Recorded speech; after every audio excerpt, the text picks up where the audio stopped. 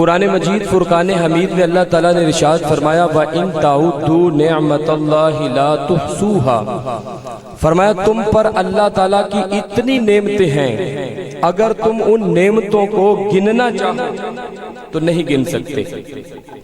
بولیے کیا ارشاد فرمایا کہ اگر اللہ کی نعمتوں کو گننا چاہو تو گن نہیں سکتے۔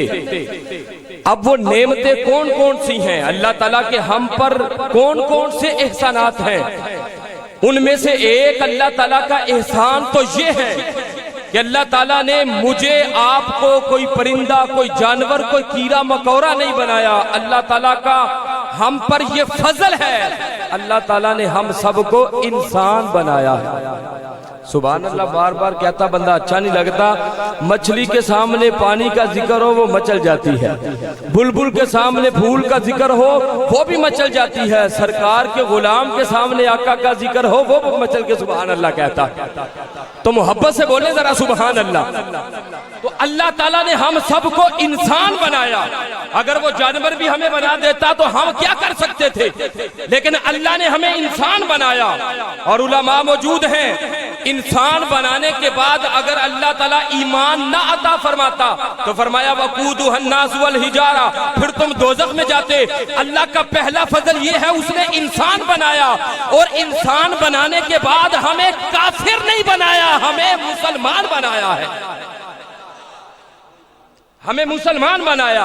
اور پھر ان میں سے نہیں بنایا جو نام کے تو مسلمان ہیں، کلمہ تو پڑھتے ہیں، لیکن کہتے ہیں کہ سرکار کو دیوار کے پیچھے کا علم نہیں، طرح طرح کی باتیں کرتے ہیں۔ ہمیں اللہ تعالیٰ نے مسلمان بنا کر سرکار کے غداروں میں نہیں، مصطفیٰ کے وفاداروں میں پیدا فرمایا۔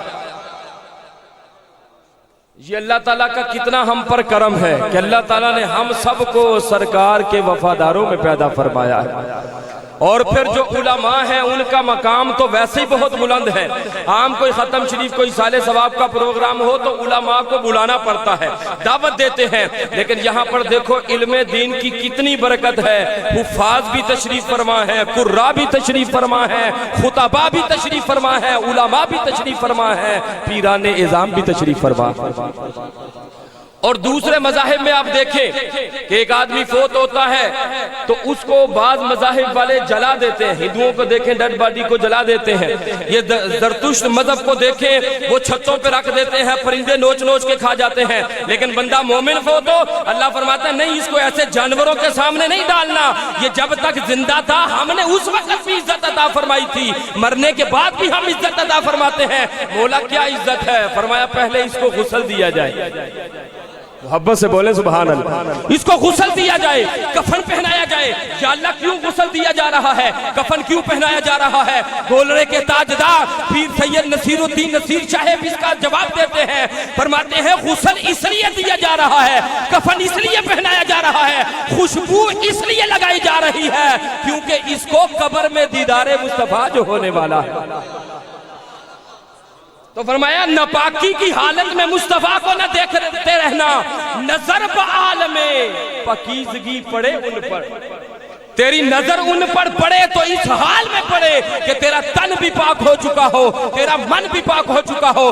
فرماتے ہیں نظر بعالم پاکیزگی پڑے ان پر، مسافران لحد اس لیے نہا کے چلے، اور نصیر ان کے سوا کون ہے رسول ایسا جو امت کو بخشوانے آئے تو بخشوا کے چلے، جو امت کو بخشوانے آئے تو بخشوا کے چلے۔ اور پھر فرمایا کہ جب جنازگاہ کی طرف لے کر چلتے ہیں وہاں پر اللہ تعالیٰ نے کتنی عزت عطا فرمائی۔ فرمایا کہ وہ بندہ مومن ساری زندگی تو امام کے پیچھے نمازیں پڑھتا رہا، ایسے ہی بات ہے نا، 5 وقت کی نماز امام کے پیچھے پڑھتا رہا، نماز جمعہ امام کے پیچھے پڑھتا رہا، عیدین کی نمازیں امام کے پیچھے پڑھتا رہا۔ فرمایا آج تو اس دنیا سے رخصت ہو رہا ہے، آج ہم نے امام کو بھی پیچھے کر کے تجھے امام سے بھی آگے کر دیا۔ یار آپ گھبرائے کیوں بولتے ہیں؟ یہ پرچہ ہویا تے علماء تے پرچہ ہونا ہے، تسی بے فکر ہو کے بولو سبحان اللہ۔ یہ بڑے بڑے خطباء موجود ہیں تو ان کے ذریعے ذرا گراؤنڈ تو بناؤ، جتنی مرتبہ سبحان اللہ کہیں گے ہمیں بھی ثواب ملے گا، مرنے والے کو بھی اللہ اجر و ثواب عطا فرمائے گا۔ سبحان اللہ کا مطلب ہے یا اللہ تو پاک ہے، اللہ پاک ہے۔ جب ہم اللہ کو پاک کہتے ہیں، اللہ فرماتا تو نے مجھے کہا پاک کہا، ہم تیرا تن بھی پاک فرما دیتے ہیں، تیرا من بھی پاک فرما دیتے ہیں۔ اس لیے یہ کوئی عام نہیں، یہ علماء بیٹھے ہوئے ہیں، ہاتھ اٹھا کے بولے سبحان اللہ۔ بس یہ 2-3 منٹ میں گفتگو میں نے مکمل کرنی ہے۔ اللہ کے محبوب صلی اللہ علیہ وسلم نے ارشاد فرمایا کہ بندہ مومن کی جب روح نکلتی ہے تو اس طرح نکلتی ہے جس طرح آٹے سے بال کو نکال لیا جاتا ہے یا مشکیزے سے پانی ٹپکتا ہے، یہ بھی الفاظ موجود ہے۔ اور کافر کی روح نکلے تو ایسے ہے جیسے محمل کے کپڑے کو خاردار جھاڑیوں پہ ڈالا جائے تو کھینچا جائے تو وہ ریزہ ریزہ ہو جاتا ہے۔ وجہ کیا ہے؟ وجہ ہمیں سورت یوسف بتا دیتی ہے کہ جب یوسف علیہ السلام کو وہ جو زلیخا نے عورتوں کو بلایا تھا تو اپنے ہاتھ کاٹے تھے تو اپنے ہاتھوں کو کاٹ لیا، کسی نے آہو بھکا نہیں کی، کسی نے رونا دھونا نہیں مچایا۔ کیوں؟ اللہ کے نبی کا حسن جو سامنے تھا، حضرت یوسف کا حسن سامنے تھا، تو حضرت یوسف علیہ السلام تو وہ ہیں جب مسجد اقصی میں سرکار مصلی امامت پہ کھڑے ہیں تو حضرت یوسف پیچھے ہاتھ باندھ کے کھڑے۔ یہ حضرت یوسف کا حسن ہے کہ عورتوں نے ہاتھ کاٹ لیے، تکلیف نہ ہو تو جب مرتے وقت اگر مصطفیٰ کرم فرما دے وہ تشریف فرما ہو جائے، حضرت یوسف کا حسن سامنے ہو، ہاتھ کٹ جائے تکلیف نہیں ہوتی، مصطفیٰ سامنے ہو جسم سے روح نکل جائے پھر تکلیف کیسے ہو سکے؟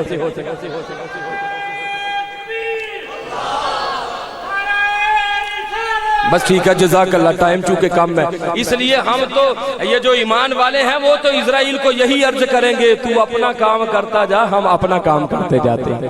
تو اللہ کا یہ ہم پر بڑا فضل ہے کہ اللہ تعالیٰ نے ہم سب کو دعا واروں میں رکھا ہوا ہے۔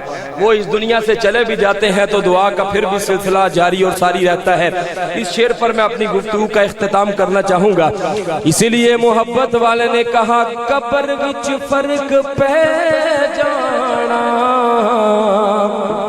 خاصاں ذات آمادہ، قبر وچ فرق۔ اب ذرا مل کے پڑھنا چاہتے ہیں تو آپ ذرا پڑھنے کا ثواب بھی لے لیں اور اس کے بعد پھر چھٹی ہے، حاضری مکمل ہے۔ قبر وچ فرق پہ جانا خاصاں ذات آمادہ، جو ابھی تک نہیں بولا اس کے بھی بولنے کا وقت آ گیا۔ کفن میلا بھی نہیں ہونا محمد دے غلام، اور جنا مٹھرے محمد دی یارو پہچان کر لینی، او نالی سوکھا ہو جانا سفر اگلے مقام آلا۔ اور عقیدے کی بات ہے، محمد دے وسیلے باج بیڑا پار نہیں ہونا، اگاں جا کے پتہ لگ سی نبی دے احترام دا، تائیں تو بے